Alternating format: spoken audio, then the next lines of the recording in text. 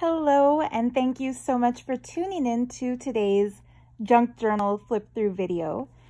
This book I'm sharing today, it's not for sale, but I felt compelled to share it anyway because it gives a nice example of the kind of handmade gift you can make somebody for Christmas or for their birthday or just because, by combining various themes and different things they're into and making a truly unique gift, a truly unique junk journal. So I like to think of this as my Mary Lynn book. And Mary Lynn, I'm sure you're excited as you hear this. She is my craftiest, artiest auntie. When I was a little girl, my mom tells me that in kindergarten, my teacher asked all of the kids what we wanted to be when we grow up, and I said, I want to be an artist like my Auntie Mary Lynn. And that's still true. She has always encouraged my creativity and spoiled me with art supplies and craft supplies, and I'm pretty sure she's my only relative who actually watches these journal flip through videos. So I really felt like making her something special. I've been working on this for a few months now, and I'm publishing this video after she receives it, so no spoilers, don't worry.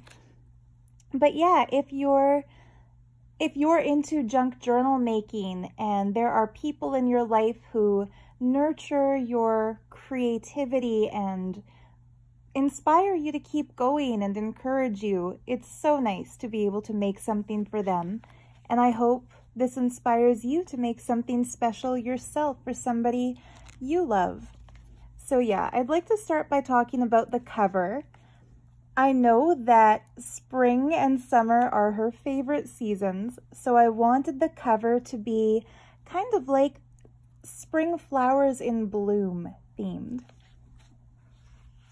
The trim is from India, this cool embroidered trim. And I stitched it in a way that the trim also acts as a pocket over top of this vintage scarf that I found with my auntie one day when we were out thrifting.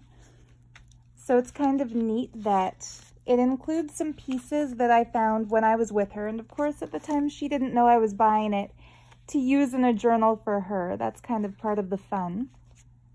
The closure here is made of a vintage brooch that I found in a local antique shop called 252 Old and New.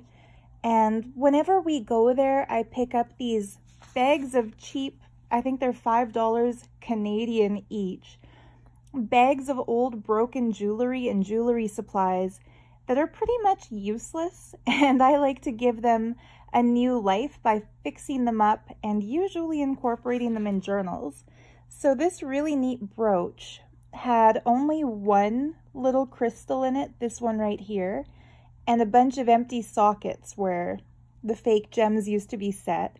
So what I did is I glued in real peridots, which is my auntie's favorite gemstone. And what's neat is that some of the gem settings looked a little bit oxidized, so some were darker, some were lighter. And even though all of these peridot beads were the same exact shade of grass green, when they got glued into the sockets, they've taken on different shades and tones, which is kind of fun. So there's a Indian trim faux grass on the bottom. It gives it a nice texture. It's something fun to play with. Her cats will probably go after it at some point. I know mine did. And yeah, the pocket. Here's the first kind of fun hidden feature of the journal. All the spring flowers that are kind of emerging from this night garden scene pull out. And then there's a whole other garden underneath. So there's kind of two cover variations. There's this one and there's that one. And this little collage of Indian fabrics is actually backing a vintage postcard of Waterton Lakes National Park. Another item I picked out when we were out antiquing together. And so it's the view of Waterton Lakes National Park from on top of the Bears Hump hike. If you're familiar with Waterton, if not, this is all pretty meaningless to you, but yeah, it's a place we love going every summer. And what's cool about this postcard is that it's so old. It's probably from the 50s or the 60s, maybe the 70s. And so the town site has really developed and expanded since then. The pool is no longer there. There's now an interpretive center. There are, like, this is all filled in. This is a little church building, but now there's like a post office and all kinds of other stuff on this city block. So it's kind of a neat blast from the past, seeing what Waterton used to look like. And then that just pops back in there. The closure is an elastic that I've put over this brooch. So the brooch, it's actually glued on, it doesn't come off, but the elastic pulls around to close it. And then inside, I wanted to make the theme kind of a mixture of the different stuff she likes. And so the first thing I know my auntie loves is mid-century modern design. So a lot of the papers are mod inspired. This paper that finishes the inside cover, like the cover paper, was hand printed in India. It's actually probably the most luxurious, expensive art supply I've bought over the last year. Was a pad of this paper. Each page is completely different, and they're not mass produced. They're made in the way really old wallpaper is made. So they are block printed. So the base color of green here has the blue, the yellow, the white, and then the black printed in layers, which gives it that really cool handmade feeling where you can tell the inks are overlapping and the edges are not meant to fully line up. Like, you really see the work of the printmaker, which I think is really cool. And I'm sure she'll appreciate that little detail too. And then the trims acting as a pocket. This is a little journaling card I made, so it's blank on the back in case she wants to write on it. I don't know if she'll ever actually use the journal or just keep it as something fun to look at, but in case she wants to use it, I tried to leave some blank space that can be written on. She collects these kind of vintage brooches, enamel flowers. I think they're gorgeous too. So I was hoping to find one of those while out antiquing to use instead of this one, but I think people scoop them up as soon as they see them. They're pretty hard to find, so I went with the next best thing. And then this detail here, I created a pocket page out of a vintage envelope. I bought a pack of these envelopes from an Etsy shop, I think about a year ago, and they're so cool. They're envelopes from the 60s. You can see it's addressed to West Germany, which is interesting, gives you an idea of the date. And I picked this envelope for her journal because it has such a cool vintage color scheme, and it went perfectly with this little flower brooch that I printed and cut out on cardstock to include as a tuck spot. And then I printed this out as one more journaling card. She has art very similar to the pieces above the couch in this print, and she has 2 black cats, and so it seemed fitting.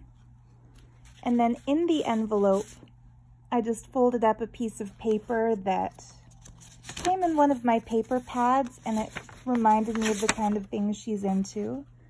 Similar color, similar design scheme. It still has sort of a mid-century vibe, even though it's a modern design. All the mid-century fans will know Catherine Holmes' work. She has many Catherine Holmes bowls and things. And another journaling card. Throughout the book, I've tucked a bunch of these. What took the longest was actually printing out, finding and printing images of these enamel brooches. So I would have loved, you know, if money were no object, I would have bought a big bunch of these and kind of pinned them throughout the book. But on a budget, when we're crafting on a budget, it's nice to find ways to include the stuff we would love to give someone but symbolically, instead of buying the physical thing, making something that represents the thing. So yeah, lots of these little flower brooches are added as paper pieces throughout. Another pocket on this mid-century printed paper. All the mid-century printed paper throughout the book is from an Etsy shop. I'll put the link in the description in case you see this and you also want to make a mid-century themed journal or any kind of mid-century themed project. I think it came with 14 or 15 different colored designs, and I've printed them double-sided, so there's no empty spaces in the book. That pretty pink kitchen, all mid-century. And I can tell, like, when Mary Lynn opens this gift, she's gonna wonder, like, what the hell am I supposed to do with all of these little colorful dot stickers? Like, geez, Sarah, that's a cool book and all, but what are these for? So you turn the page and find out what they're for. My auntie makes the coolest woven bead jewelry. Sometimes she designs her own patterns for bead weaving, and she and my mom and I will sometimes do a crafting day where we all meet at her place, we drink some coffee, we pull out our respective craft projects, and my auntie was showing us that she had grid paper that she bought to design bead weaving patterns on for the jewelry she makes. And of course pulled out, I think it was pencil crayons or maybe felt pens to color in the different grids. But she had mentioned that it's not a forgiving medium. Like, if you make one mistake, you have to scrap it and start over. So I came up with something that I think will be really easy to use, like a user-friendly, forgiving way to design beaded jewelry. So I took these transparency sheets and layered them in the book over top of grids that I printed out. It was a little worky to figure out exactly which size of grid would fit these little dot stickers, but now she can use these pages and those stickers to design her beaded jewelry patterns. And if there's a mistake, or if there's like a dot placed where it's not supposed to be, or my ring's getting in the way here, but if a bead, if she wants to kind of change the place of the bead, the little stickers just pull right up and can be moved around. When I didn't have any nail polish on and I wasn't wearing these rings, it was a lot easier to do. So trust me, it's easier when you're not trying to work around a cell phone and a tripod and a bunch of jewelry and stuff. But yeah, so these can peel right off. I might get rid of them before I give her this book, or I might, it depends, I guess, on whether I'll be there when she opens the gift or not. But yeah, I just wanted to kind of demonstrate how these dots can be laid out. Yeah, I was pretty proud of myself when I came up with this idea. And what's neat is that even for somebody who's not a journaler, who doesn't necessarily sit and write Dear Diary entries, there are still ways to make junk journals for them that will be useful and kind of aligned with their hobbies and what they enjoy doing. So I'm sure someday in the spring or in the summer or in the new year, when we have a Crafting Tuesday, these might get used.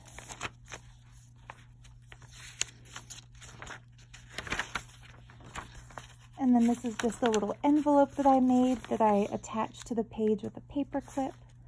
More of this mid-century design paper, all from the same Etsy shop. This came from a paper pad. This is a pocket page. I didn't put stuff in all the pockets because I was thinking that leaves room to grow where stuff can be added.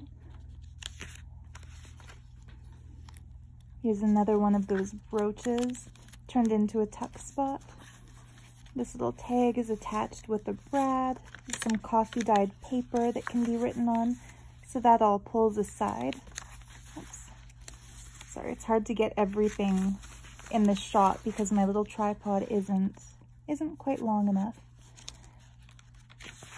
So yeah, that can come right off the page by removing the brad if she wants to write, say, on the back or inside the coffee dyed paper piece. Some space for writing or drawing. Another one of these cutout brooches. That was an ambitious thing to do, cutting all of these out, fussy cutting them and going around all the edges, but I think it was worth it. It looks kind of cool. This came with one of the paper pads I bought to use for covers, and for the longest time I wondered what I was going to do with these kind of pinwheel flower things, and then I thought it would be so much fun to put one into the book because it's a fun tactile. It's almost like a fidget thing, like you can play with that flower. There's a belly band holding just a folded up piece of paper, kind of going along with the front cover theme, which was spring or summer garden. More mid-century prints. Now this was kind of cool. My auntie was an art major in university, so I picked a page out of a yearbook from the year 1960 that had been in my granddad's collection, and I turned in that yearbook, which it's like a book that they used to give to people who bought the full Britannica encyclopedia. It's one of those books of the year, everything that happened in 1960, and I picked the page that was about art. And it just happened to have a woodblock print, tuning the samisen. So it's like a geisha image. And I put all of these pages together a couple months ago, so long before I knew that my mom was going to take my auntie and me to an exhibit of geisha and Japanese kimonos. So we just went to a kimono exhibit a couple of days ago. So I'm sure when she flips through, she'll think that this is because of that, like symbolizing the day we spent together, but that was just a happy accident. Then more mid-century paper.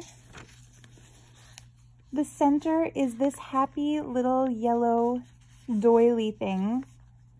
And this was from a little road trip we did to a town called Pincher Creek. We went to the thrift shop there, and I bought a bunch of doilies and crocheted pieces to put into junk journals, and I thought this just looked like such a happy sunshine piece, which again goes with the spring summer garden theme.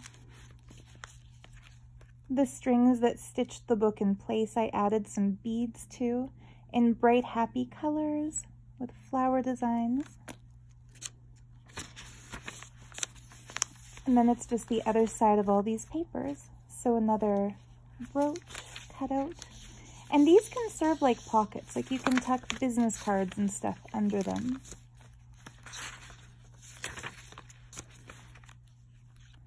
And a lot of the blank pages that have designs on them can be used for collaging. People who get really into junk journaling will save things like ticket stubs from shows they go to and business cards from places they like. They'll even print out photos and stick them on pages like these, kind of like a scrapbook or like a photo album. This, I think, is one of the funnest pages. Maybe next to the dots for designing beaded jewelry. My auntie and my mom are both retired teachers, so I wanted to put a nod to teaching in here somewhere. And so I Googled mid-century classroom. And this was one of the first images that came up. And I just love the bored, annoyed, kind of like, what's wrong with this woman look on the teacher's face while the mom so eagerly discusses her child. And yeah, it reminded me of many conversations I've heard between various relatives of mine talking about parent-teacher interviews and just the way parents are and the way teachers feel about it. I think usually teachers try to hide their annoyance a little better, so that was pretty hilarious. And then my auntie has one of these mid-century looking furniture pieces, so I turned this into a little pocket that opens up and shows more mid-century kitchenware. So yeah, I thought that was fun. And then more stuff can be put in this pocket too. A bright pink Indian trim. More of these little tuck stop brooches. Another envelope that I made. The envelopes are empty. She can put stuff into them. This is some really pretty Indian trim. It's new, but it looks really cool. It looks like those vintage flowers. Another mid-century pocket. More Indian trim. And she also collects milk glass. So this pocket is a picture I found online of a piece of milk glass that I cut out. And I stuck a couple of chairs. She gave me a chair that looks a lot like this one when I moved into my apartment. But I thought the designs on these looked really cool. They look like the kind of thing she would have in her place. And then more space for designing bead projects.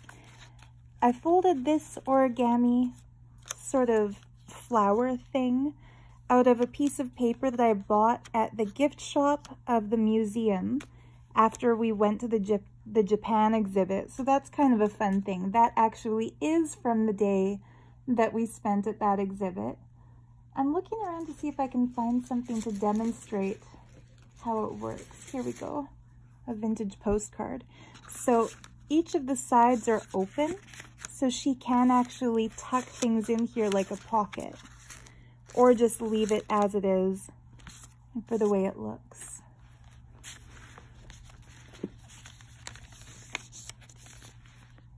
And then a little bunch of cherry blossom paper, another nod to spring, a milk glass brooch. This is kind of fun. This little buffalo was also in the pack of cheap broken jewelry from the antique shop we went to. Whenever we go to Waterton Lake in the summer, our first stop is the bison paddock, where they're keeping bison, a herd. I'm hoping for cultural preservation or natural preservation. I hope they don't ever hurt those buffaloes. But yeah, the big bison here just had to go on Waterton. And these are papers that I bought in one of the Waterton gift shops. We always get excited when we see bears when we're on our road trips. So yeah, that's just kind of a fun page. And they're attached using magnets. And so I actually glued a magnet back to one of these little brooch cutouts and then glued the bison to another little magnet. They're really strong. They're strong enough to hold 3 pieces of paper together in a book like this. So I thought that was kind of fun. I always like putting things in journals that I haven't done before, like figuring out new and exciting ways to craft. And then this is the very last page. So another journal card made out of a mid-century, this time a lamp. It's tucked into a pocket of another mid-century brooch with more Indian trim. This is the other side of that envelope that I used in the front. It's cool. The airmail. I actually Googled the hotel. I don't know how to pronounce that word. I'm guessing Borobudur. And it is a fancy place. It's still open, which is kind of cool. So in that pocket, I tucked a little miniature book made with more mid-century designs that I found online. I wouldn't be able to sell this particular book because I don't own the rights to a lot of the pictures I used in it, but for personal use to give as a gift to somebody, I'm pretty sure it's okay. So the pockets have more little tiny milk glass printouts, a coffee-dyed paper doily, some coffee-dyed paper, little fun places to write little this and that's. And then the last little journaling card, more milk glass. If you've seen my other flip-through videos, you know I love making little miniature books within a book. And then the back page, she'll laugh, I think, when she sees this, One of the junk journals I made earlier in the year was an astrology themed journal that sold pretty quickly. It was in my Etsy shop. And my auntie had asked me what were the cool astrology cards in the back. So I made her own set. And what the astrology cards are, they're from another Etsy shop. I'll put the link to this shop as well. I think it's called 42 Design Arts or Design Art 42. I don't remember exactly what the shop is called, but you can find it in the video description. So anyway, this graphic designer compiled information cards about all the different planets in our solar system, the sun, the moon, and the visible planets. And so it's just a cool informational collection with symbols and mandalas and such a magical vibe to them. So yeah, those are there. And then one card explaining astrology. And instead of making them blank on the back, I printed some really cool backing paper printouts. This is from the Bohemian Bazaar collection in another Etsy shop. I forget what that shop is called too right now, but I'll put that link in the video description as well. So for all the paper printouts. And then my auntie commented that she liked the way I arranged those cards artistically instead of just shoving them all down into the bottom of the pocket. So I made sure to do that again in her journal and to use the same trim for the pocket that was in that original astrology journal. So this very back cover is the only place where it's kind of breaking the theme. This has nothing to do with mid-century or the stuff she collects or summertime or anything like that, but I think she'll get a kick out of having a set of these. And then this is just the card that I'll write a little explanation of all the stuff inside. So that's it. I hope you enjoyed seeing the flip through of the Mary Lynn. And of course, you can find me in my Etsy shop. I'll link that in the video description too. If you'd like a customized journal designed around your favorite themes and your favorite things, or if you want to commission a gift for somebody you care about and you'd like, you know, this kind of a design that brings in and ties together their hobbies and their likes and their dislikes, you're welcome to send me a custom order request. I'd be happy to tackle that project, time permitting, of course. Like, I'll be uploading this on December 25th, so there's plenty of time to make a book for next Christmas, but don't hit me up like 2 weeks before you need something, because these kinds of books, they take a couple of months. They take some time. But yeah, I hope you enjoyed this peek into the spring garden journal full of mid-century goodness. Thank you so much for tuning in. Have a happy holidays if it's that time when you're watching this. If not, have a happy whatever, and we'll see you in the next video. Bye.